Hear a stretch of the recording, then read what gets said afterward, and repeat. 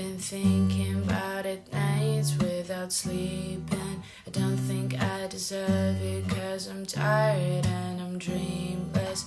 I've been trying to make myself to push through all these feelings, but something inside just keeps me away from healing. I'm done. I don't know who I've become.